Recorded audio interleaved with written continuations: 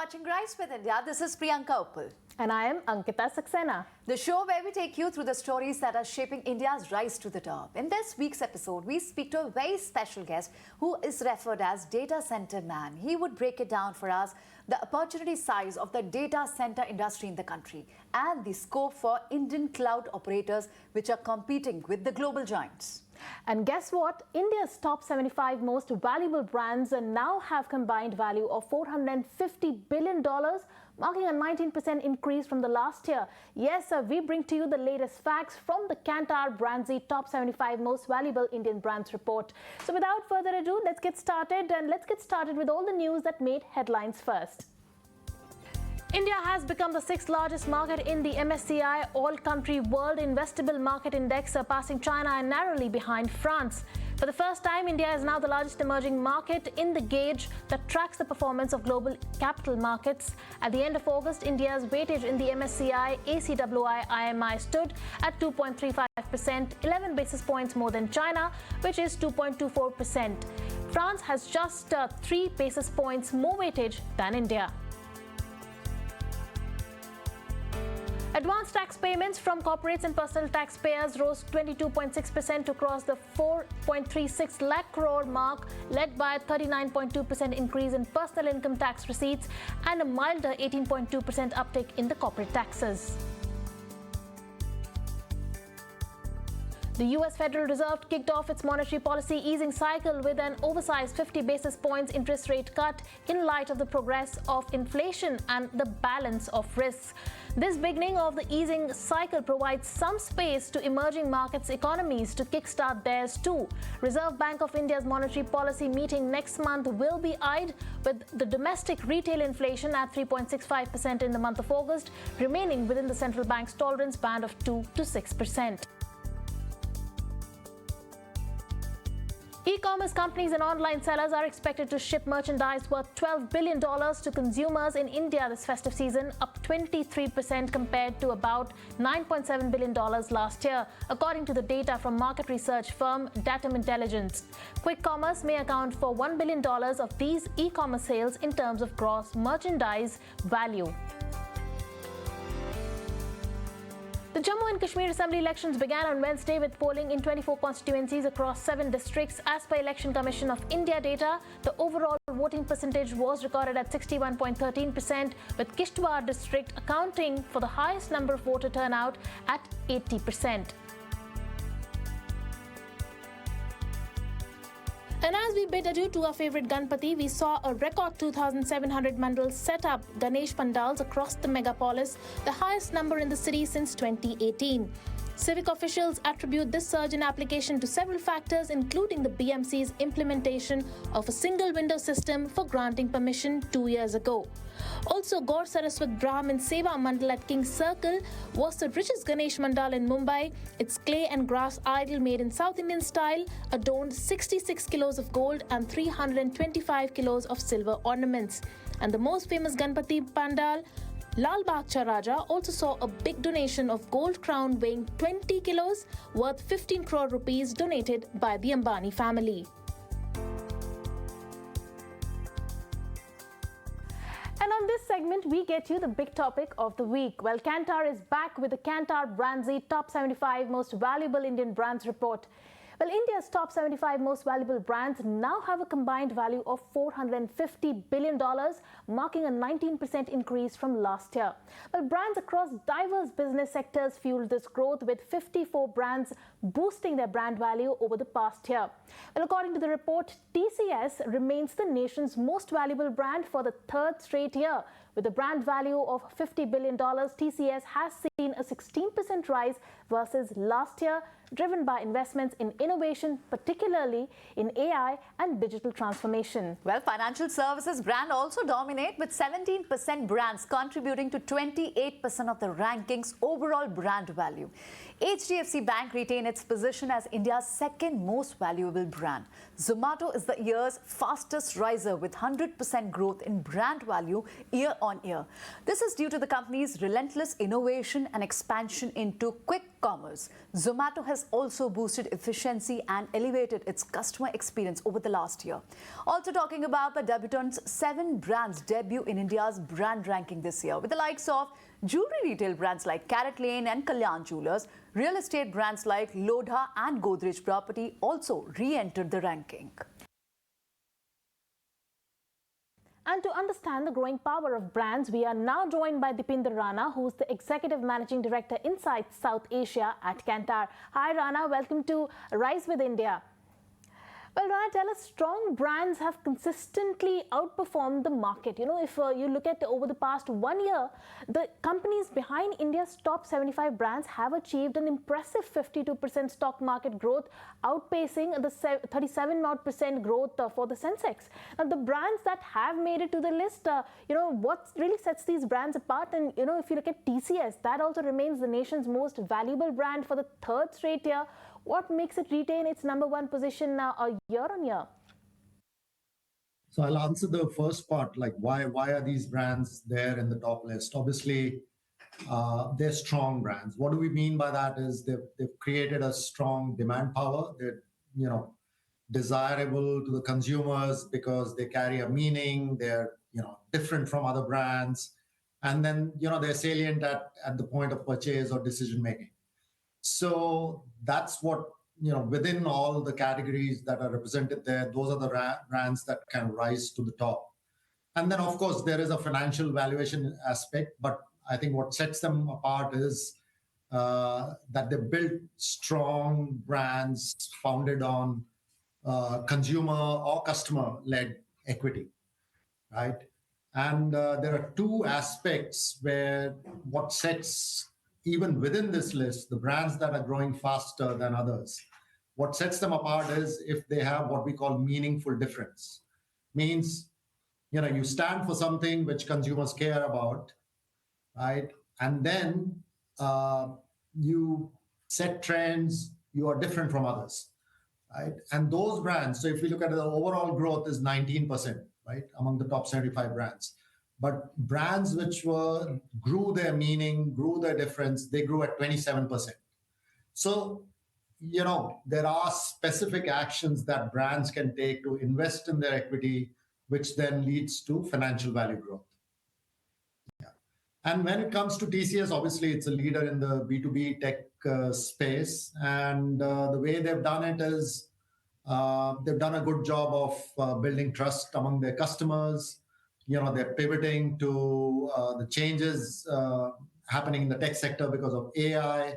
And then on the branding side of things, they've invested a fair bit in things like, they sponsor the New York Marathon. They have got a alliance with the Jaguar in EVs. So they build these co-branding properties. And then they were very heavily represented at places where B2B decision makers gather, like, Davos Forum. So they're doing a mix of doing a great job at delivering, innovating, and then finally just building salience as well.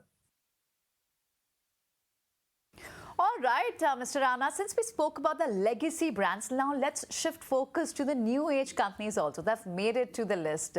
Names that have made it to the list like PhonePe, Naukri.com, especially Zomato, which is also this year's fastest riser with 100% growth in brand value. What is adding to their brand value? Tell us more on this also. Are they likely to give strong competition to legacy brands as well? I mean, obviously, a lot of this is driven by, disruption and redefinition of categories. PhonePe is disrupting payments and a lot more.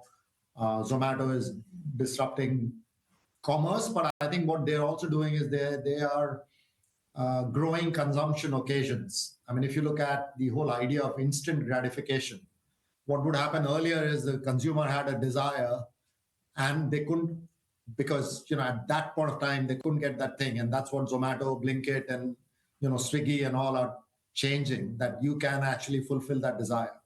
So in that sense, they are taking some share away from traditional players, but they're also creating new categories and new growth. And I think this will keep happening. And obviously technology is accelerating it. Wider trends like Gen Z and Gen Alpha now coming in, who are tech and digital first. That will drive these trends. So always, categories are always changing. But then you also see some of the traditional categories like, I don't know, gold jewelry being redefined. So you will now see a lot of, apart from Tanishq, which was the first mover, you see, Karat Lane has entered the top 10, has entered the list for the first time.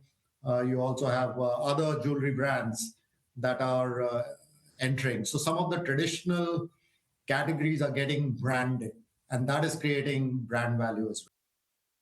All right, on that note, we will let you go. Thank you so much for joining us today. But with that, it's time for us to slip into a short break. Don't go anywhere, because after the break, we are getting you our Rise with India champion.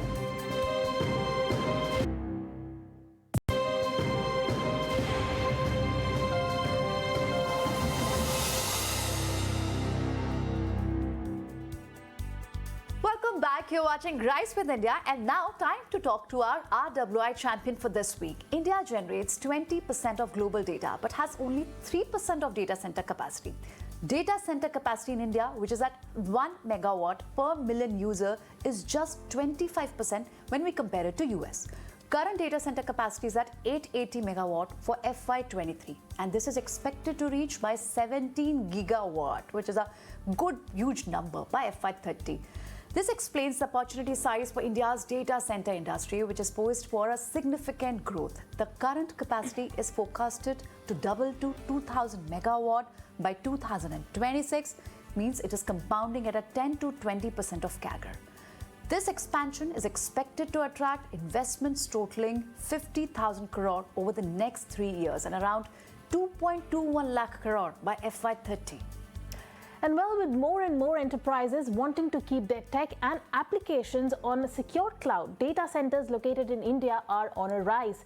Well, a couple of other supportive factors are penetration of mobile phones, adoption of technologies like 5G, IoT and AI. Well, all these factors would lead to triple the data consumption in India. Well, due to a favorable infra and connectivity, 45% of the data centers are stationed in Mumbai and in Chennai. Well, there are many notable players in this space like NTT, Nextra, Adani Connects and Yota Infra, which is the Hiranandani Group.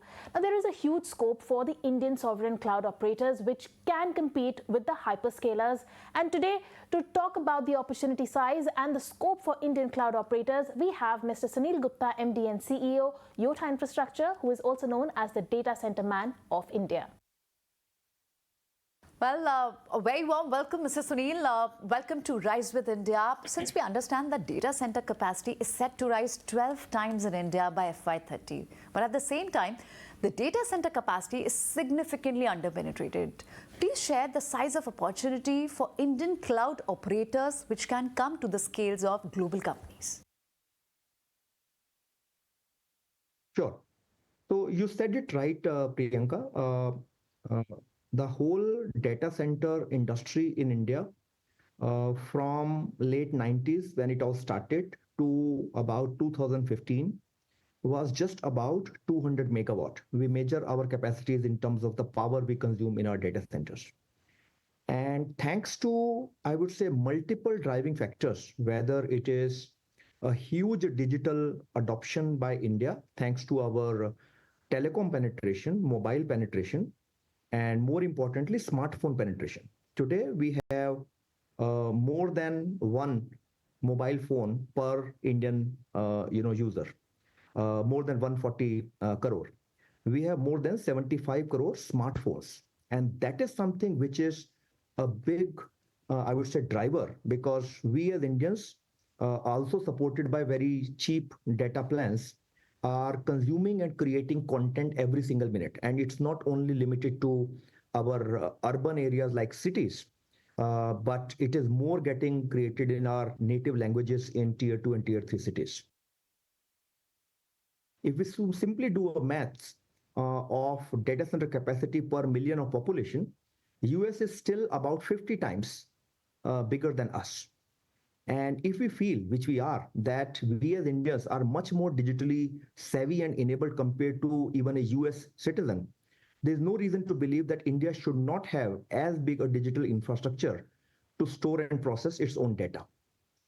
Unfortunately, despite all this growth, despite a whole lot of Indian data coming and getting hosted in India in the last couple of years, it is still a scenario where while Indians are generating and consuming about 17% of the world data, only 3% of the world's data is actually hosted in India. So that again shows a huge upscope that whether in terms of data center capacity or whether in terms of the cloud capacity on the top of that, there is a huge upscope in the next 7 to 10 years. Uh, that is where there's a huge upscope for the Indian sovereign cloud operators, the Indian data center providers, Indian software service providers who need to upscale themselves and build homegrown, locally built, open source based sovereign cloud services, which can compete with the hyperscalers. And I can tell you, because Yota, my own company, is into this for last 5 years. I would say we take it as our mission. We have seen that considering the geopolitical scenario, where the countries are not exactly aligned to one pole or the other, uh, you can get isolated on the international scenario at some time. There are possibilities. So governments are realizing that the control over our technology infrastructure is extremely important, and data centers and cloud is that. So, Mr. Gupta, as you mentioned, India generates about 20% of the global data. However, the data center capacity is just 3%. Now, does this lead to a possibility of a larger capacity addition plans by private players? And also, especially when private capex is really picking up in sunrise sectors like data centers? Absolutely, Priyanka. That from a time when this whole industry was having just 3 or 4 or 5 players, in 2015, today we can count more than 20 players, and these are all private players. It is a combination of some local conglomerates who have decided to get into data center business, including my own company, which is backed by Hiranandani's or Adani's. Um, it includes a whole lot of globally large data center operators, whether it is Equinix or Digital Reality or Colt or many others. They have come into India either trying to build everything, greenfield by acquiring land and building data centers, or by acquiring some Indian cloud operator or data center operator and then scaling up from there. So there are a whole lot of operators, and the good part is this ecosystem is quite healthy. Different operators are working at different value chains of data centers and cloud and AI services. Some people are interested in building the underlying infrastructure, leasing it out to one single hyperscale cloud operators, and that is great. That is adding a whole lot of capacity. And there are operators who are creating data centers for enterprises market, which includes banks and financial institutions and other enterprises. And then there are other set of service providers who are not only building the underlying data center infrastructure, but are also building the sovereign cloud infrastructure. And now, like for example, my company also has got into getting the GPUs in India so that the AI revolution can start happening in India. So you have got huge amount of private capital coming in. And if I give you some more information that while traditionally government had the government-owned hosting providers like NIC or STPI, but increasingly government by empaneling private data center and cloud operators with the METI, Ministry of Electronics and Information Technology, has said that they want to define policies, they want to define regulations, they want to do encouragements by way of subsidies and making our life easy, but they don't want to get into the business of doing business. So most of the government websites and content also nowadays is hosted in private sector data centers and cloud operators, and that obviously is further encouraging, the private operators to build more and more data center and cloud capacity. Well, very well explained, Mr. Gupta. But then do tell us now, since we understand that a data center involves a lot of power costs also, and India does seem to have power deficit in most of the scenarios, how would we tackle this situation? How would this issue be resolved? The bigger challenge, Priyanka, is globally, and this applies as much to India, that data center industry is consuming more than 3% of the global power. in countries like Singapore, small country but becomes like a global hub. It ended up having almost 7% of its power getting consumed in few hundreds of buildings which were data centers there. And they had to put a moratorium on construction of new data centers in around 2015, and that moratorium got lifted just now, with lots of restrictions that data centers can only be of small size, and it has to be only green power. So and when now we see AI, coming into our consumer life with ChatGPT and other models coming in. Lots of reports suggest that globally, this 3% share of data centers may end up becoming a double-digit share because the AI will consume much, much more power even compared to traditional compute.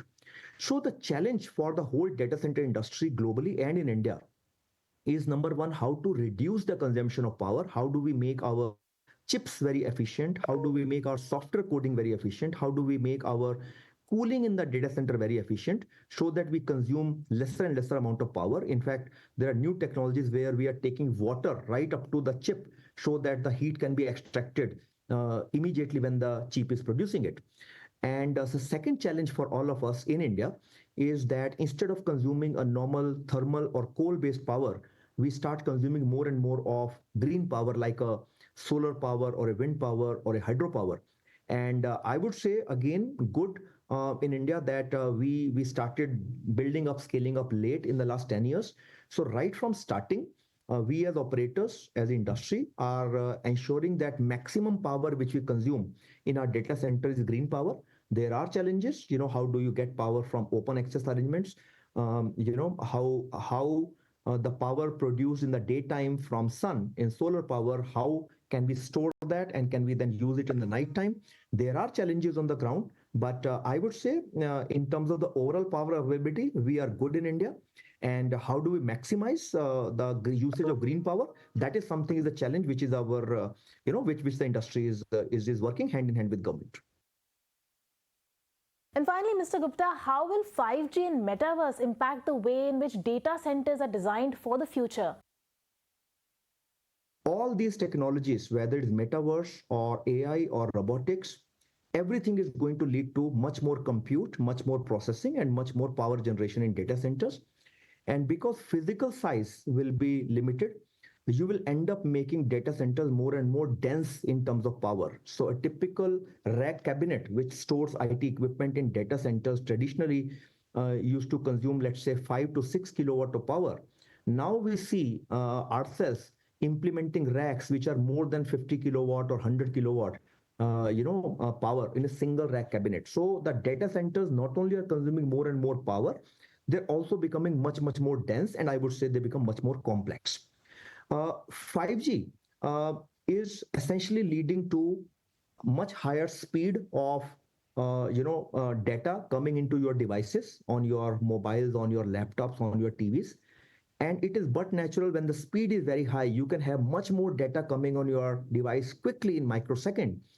The backend application operators, backend video operators, backend gaming operators will make much more high resolution videos. Your experience will become better, right? So it will lead to more and more data consumption. If you're doing more and more data consumption because you have 5G in your hand, naturally at the backend, again, it means much more data processing happening. So whether it is your metaverse, whether it is AI, whether it is 5G, all these things are ultimately leading to much more compute in data center, leading to much more power consumption in data center. And well, with that, it's a wrap on this edition of Rise with India. Priyanka and I will take your leave. Thank you so much for tuning in.